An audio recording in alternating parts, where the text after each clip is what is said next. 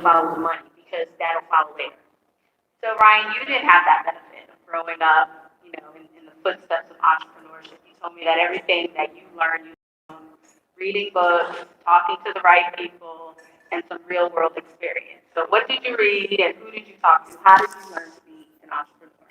Yeah, my parents are actually missionaries in the Salvation Army.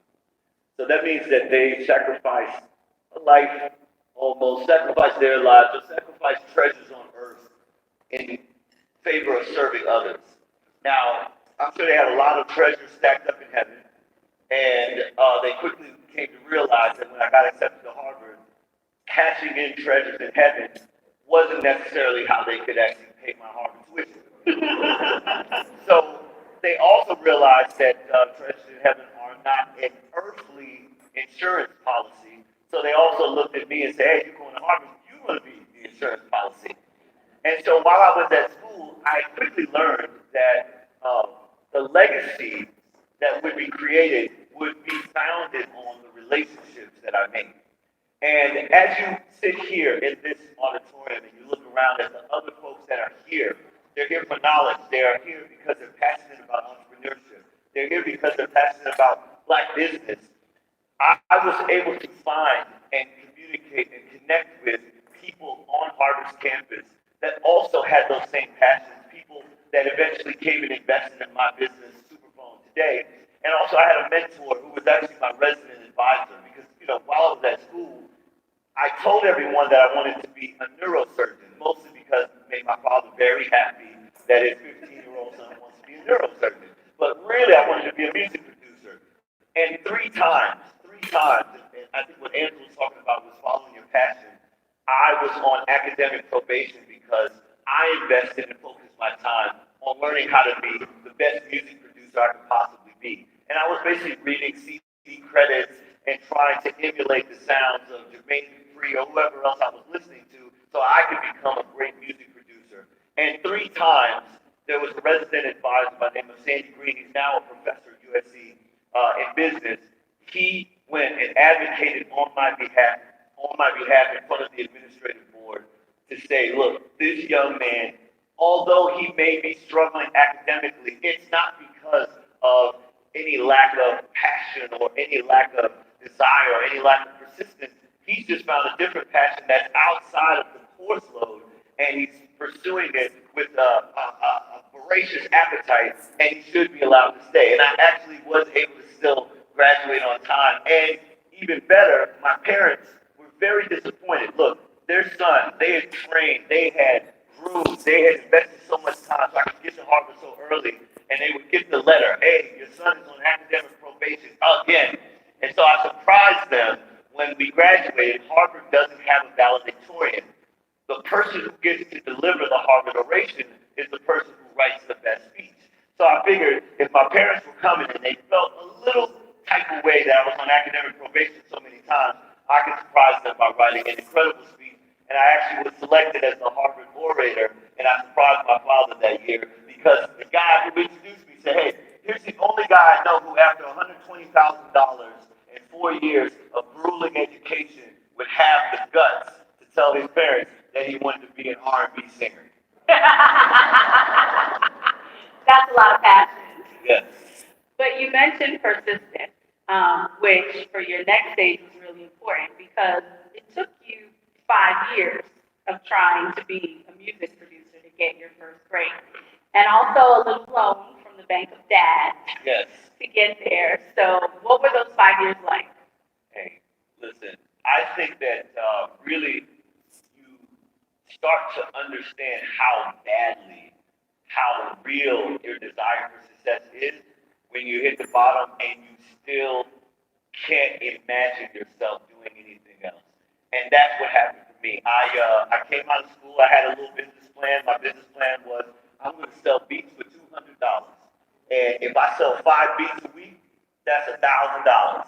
And it's 52 weeks in the year, that's $52,000. And that was my simple business plan. Now, as you guys know, projections in business rarely actually are met in the first year of business, right? So for me, I was negative now. It started negative, right?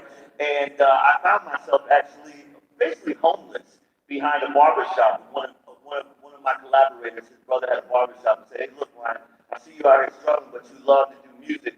Here's a garage that's in the back. You can set up your music equipment." And I got to a point where literally I was sneaking across the street to store 24, get crackers just so I could eat. And I still, even during that time, and you really have to think about this, a Harvard graduate, right? 19 years old, senior at Harvard, in a garage with a little, FBC 2000, sneaking across the street to steal crackers so I could eat in the morning, have some energy so I could get back to it. I knew that even at that point, there was nothing that I wanted to do more than actually be great at being a music producer. And they say overnight success takes 10 years. It took me 8 before I got that break. I got a meeting with Puppy, and everything changed from that moment. But the preparation meeting the opportunity, they say that's the equation for love. Preparation meeting opportunity. And that wilderness period for me was a time of deep introspection and preparation, so that when that opportunity came, I was ready, and my life changed almost instantly at that moment. But the time, the energy, the preparation, I think was critical in making sure that I could be ready for that opportunity when it came. Angela, you've been nodding along this whole time, listening. Right, he's right. And I know that one of your big rules of how you conduct yourself as an entrepreneur is that you have to be okay with failure. Can you talk about some of the times that things didn't really turn out the way that you wanted them to? I mean, that happens all the time. There's a lot of times, you get into business and you start and you have this grand plan and you think, all right, it's gonna go like this, and by this year I'll be making this much and this will be doing this. And it doesn't always work like that. Like for me, I am a serial entrepreneur, so I've done a lot of different businesses, and sometimes they fail. But to me, my biggest lessons come through failure, and they shape and mold you. So you have to be willing to fail to kind of get to that next place. And for me, I would say one of them is I opened a store in Brooklyn, Angela I Am, and it was a boutique store. And around the time I was pregnant, and so I didn't have as much time. I wound up having my baby kind of early, and I realized I had bit on more than I can chew. I had to close it down, and it was just a learning curve. It was like you can't put all your eggs in one basket if you're not ready for that, And that was one time I can talk about that was definitely a failure, and I'm okay with that. But I appreciate all of life's lessons. I just feel like I've grown as I fail, and I just learn more and more. I think one of the coolest things about both of you that you have in common is that you're both creative. You both started businesses that really leverage the audience that you've built up, but that take ownership of the platform. So, Angela, can you tell everyone about your Purpose app?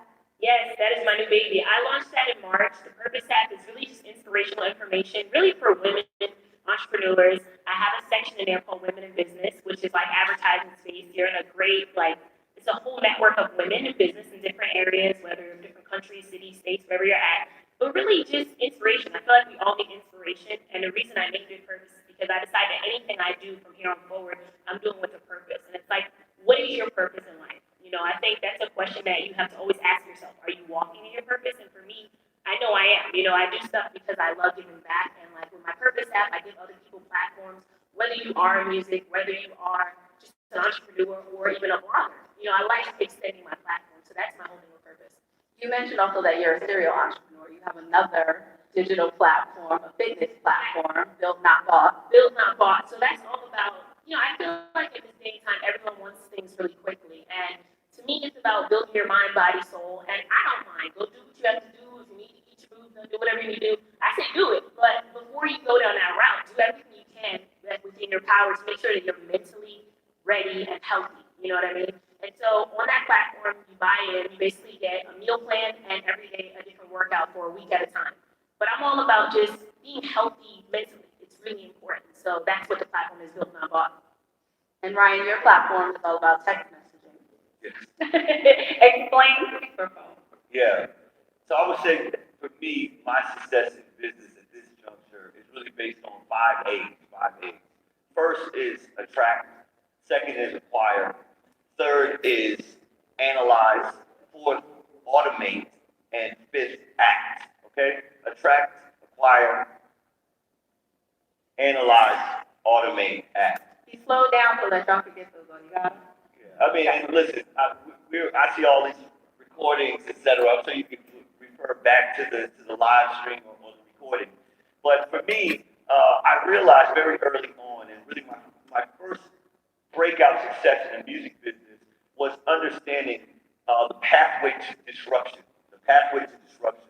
And so I think right now we live in a moment in time in our history where we are as close to equal opportunity as there has ever been. We can actually build a business without brick, without mortar, without steel, without oil. You can take a concept, you can look at a problem, you can identify a challenge, and through technology and through the information that's available to us, I mean, they say that there's more information now available to an 8-year-old child than Bill Clinton had when he was in office as the president. That's the amount of information, the wealth of information that's available to us. We have to learn how to seek out and leverage that information so that we can build solutions to challenges. My challenge was that I was building audiences online. I was building audiences on social platforms and relying on those social platforms to manage my most important relationships. Instagram, Facebook, MySpace, Vine, Snapchat, YouTube.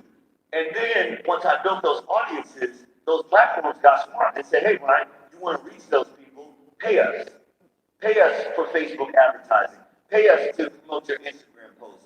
And I realized that the beauty of a real connection, whether it's a business connection, a personal connection, a supporter, a fan, a follower, a friend, for me, is to actually be able to communicate with them directly outside of the social platform. And for me, that medium of communication is text messaging. So I gave my phone number out to 550,000 followers on Twitter, and the response was incredible. And I decided to sell an album this way.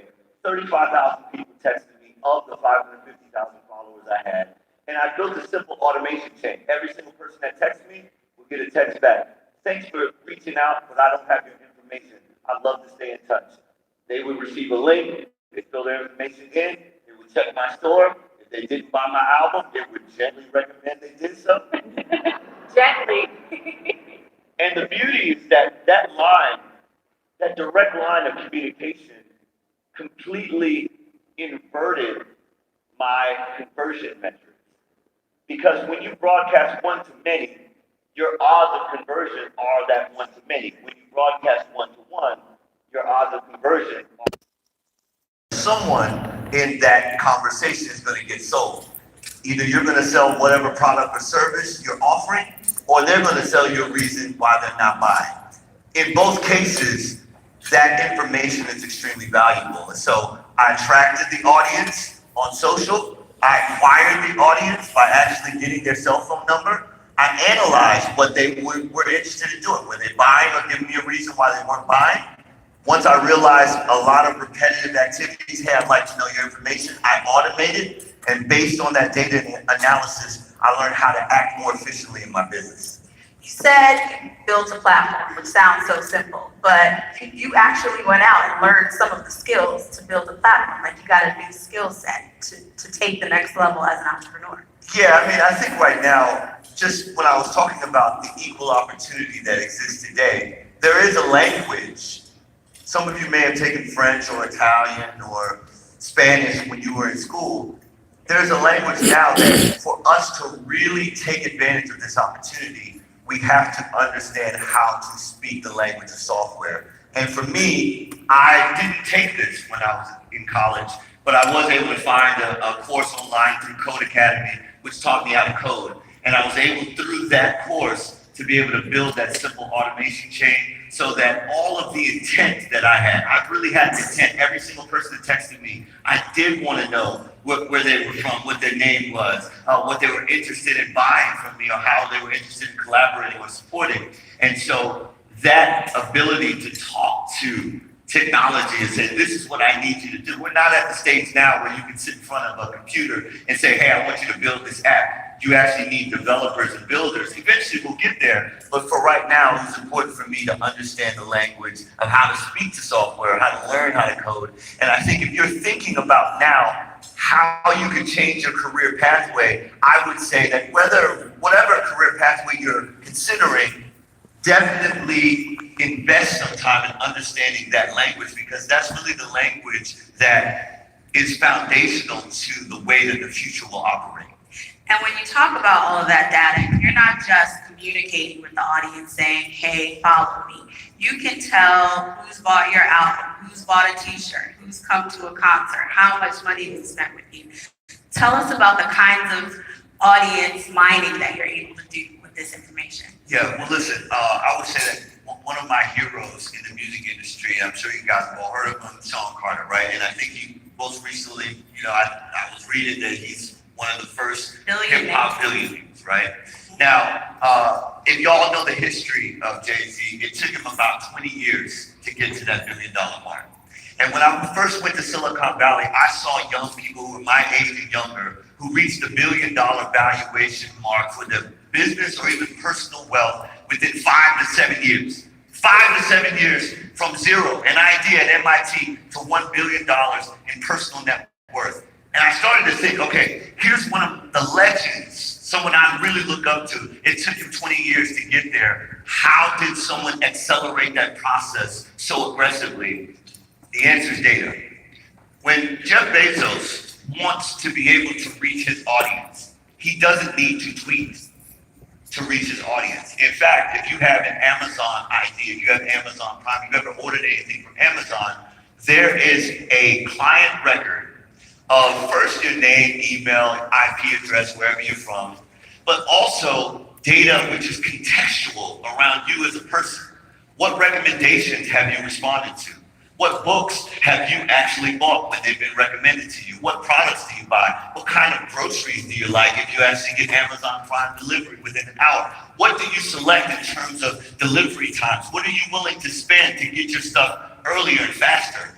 And for me as a musician, for so long, I was always in a black box of data. It was siloed. Whoever had bought my records from iTunes owned that data. But if I wanted to send an email to anyone who ever bought an album, I would ask them, but due to privacy concerns, I wasn't able to reach them. And so I believe, just as I talked about earlier, for you as an entrepreneur, the capability exists today for you to actually own the relationship the same way that Amazon owns that relationship with all of their customers. In the businesses that you're creating, I urge you to find ways that you can own the relationship with your customers, because that is the way that you can accelerate the building of wealth, not only for yourself, but for generations to follow. Ryan, you talk so much. Yeah, absolutely. You talk so much about technology. And here at Board, we have a whole innovative track. We've dedicated a lot of programming to things like helping entrepreneurs build their digital community, helping them monetize their social. Both of you have digital business. Why did you decide to start a digital business? A lot about what he was speaking about. I do feel like it's really important to have direct communication with the people who follow you, and data is super important, which is why I collect mine on the back of my app and all that stuff. I actually learned about that really young. I went to a church that promoted and told us to be entrepreneurs, get websites. So I started that process at a really young age. So data is super, super, super important. But for me, I've always just been a person who likes to extend my platform, like I said, to other people. And I've always just been trying to figure out what's the best way for me to utilize my 6.1 million followers. How can the business that's on the corner that may only have 100 eyes, how can I give them my eyes? And so for me, it's just giving that helping hand and helping other businesses grow.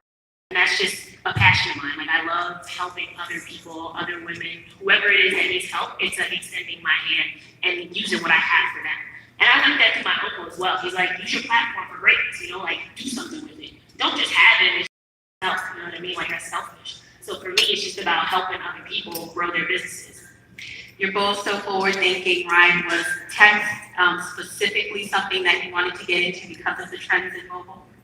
Yeah, tech is super important. I mean, I think that right now, I probably know more people that won't even answer phone, but they don't just text me, right? I think text, honestly, for right now, could arguably be the dominant form of human communication. When you look at WhatsApp, when you look at in Asia at WeChat, when you look at Japan at Line, when you look at just text messaging here, Instagram direct messaging, they needed to actually build a communication back end so that people could actually text. And the other beauty of text messaging, I would say, versus email, right, is that every time you send an email, it starts a new thread. It starts a new thread. They send an email, hey, Black Enterprise Weekend, it starts a new thread. Oh, travel for such and such, it's a new thread. Oh, your course load, it's a new thread. And so with text, the beauty is that it's a conversation that's never ending. And I know a lot of my friends who actually got a 617 area code because that was their first area code when they started at Harvard. That's the first cell phone number they got. And over time, that phone number, unless you need to block somebody or you get tired, that phone number actually becomes part of your identity almost, right? People become very, very attached to their phone numbers. And so people change their emails. Like, I can't reach my friends at their Harvard.edu emails anymore, but I can reach them on text. So the beauty for me about text is the fact that when I'm on text with someone, I actually am having a living conversation with them until they either block me, change their number, or die. And that's the awesome thing about text. Not extreme at all. So in a few minutes, we're going to start taking questions. If you guys have questions, you can start to get them ready. But before we get to you, Angela, I'm going to ask you, we talked a little bit about working with family and the challenges that come with that and how you really have to wear sort of different hats, professionally and personally. A lot of our entrepreneurs are family businesses. Can you share how you navigated that? It gets tricky, right? Because so my sister and I, obviously, when we started Pastry, you have to know how to turn off my sister mode and, okay, this is about business, so now we're business women, and we have to handle this, whether you are having a disagreement that's personal, but then you have to take that off and go, okay, this is what's going to be best for the business. So it's good to do it, but you really have to be strong-minded to work with your family or friends, right? Because a lot of people say, oh, well, I lost my friend because we started working together.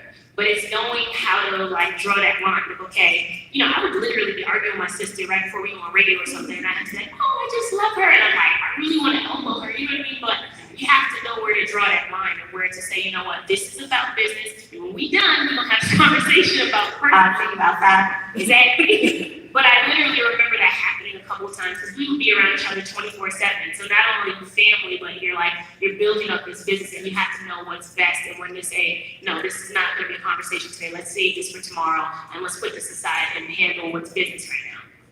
And Ryan, when we talked about your philosophy as an entrepreneur, you told me that you really only have one rule that you follow, and that is to keep the promises you make to yourself. Yeah.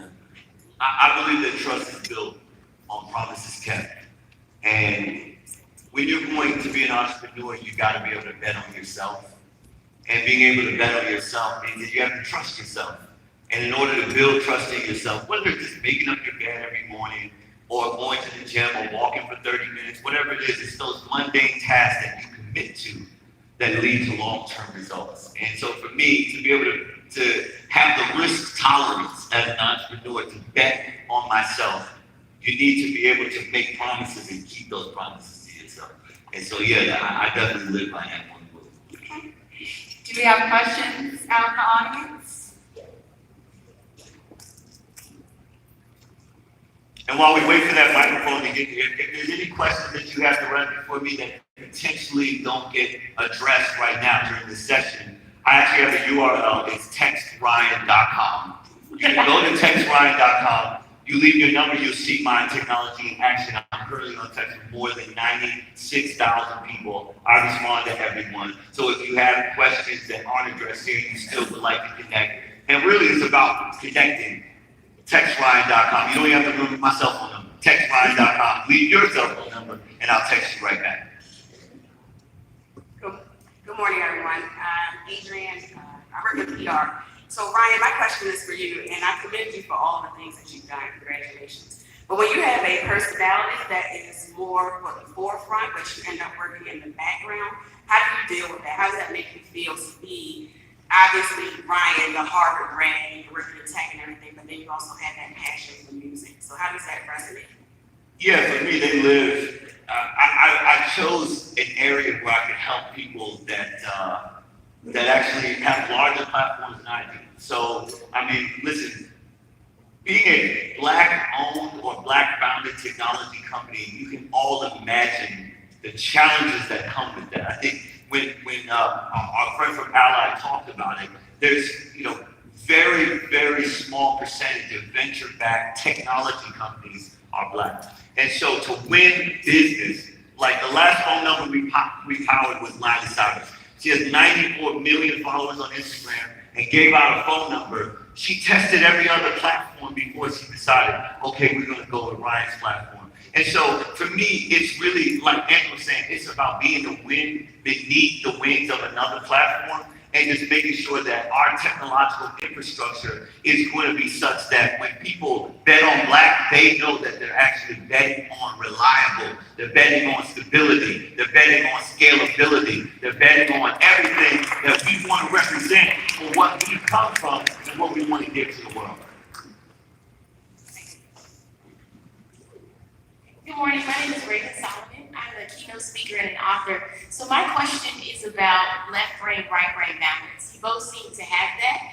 And for those of us who do have that but struggle to find the harmony between the two in our professional careers, my question is, what advice would you give someone looking to find balance and harmony in their left brain, right brain balance? And then what does that look like for you? So is it like I have to be in the studio 2 times a month in order to feel like I've got that harmony? Yeah. I would say for balance, it's just about figuring out what works for you. I think everyone's balance is different. I would recommend writing down, every month just so you can kind of regroup. I'm a big person. I like to will in writing. So just writing everything down and figuring out 100% of you and allotting all of that. Okay, this can go to this can go to this. But you have to be realistic, right? Because I think a lot of times we put more on ourselves than what we can do. So I've learned to kind of write down what I'm working on personally, what I'm working on like business-wise, and just a lot in the right amount of time. And that's allowed to change month to month, right? That's why you kind of always have to say, am I actually putting my time towards this, or is this being neglected? And if it is, then you just have to figure it out. It's literally like a pie, like making a pie and sitting there like, okay, this is here, you have kids, you have this time here, but making sure you're making enough time for yourself because the machine can't work without you. So without like that self-time, I feel like nothing can work. It's like making sure you're well-oiled and ready, and then everything underneath that. Hope that helps.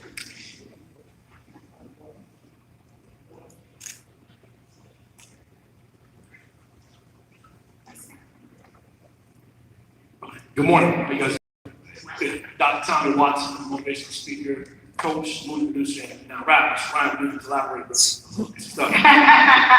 So I want to know. You got the demo ready for you? I do. It's expensive. Yeah. But again, appreciate you guys being here and sharing your nuggets this morning. Can you tell us what is probably one of the most creative, out-of-the-box things you guys did to grow your business that no one else kind of dropped on you? Just kind of had this idea, you just knew within your spirit there's something you should do. Tell us about following your gut and doing something outside the box that you did to grow your business.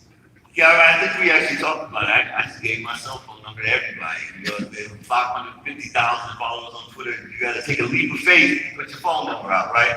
And I'll say that at the very beginning, I didn't have a platform. So my battery overheated, my messaging apps all crashed, and even having as much success as I had, having the actual ability, I could have paid for a platform.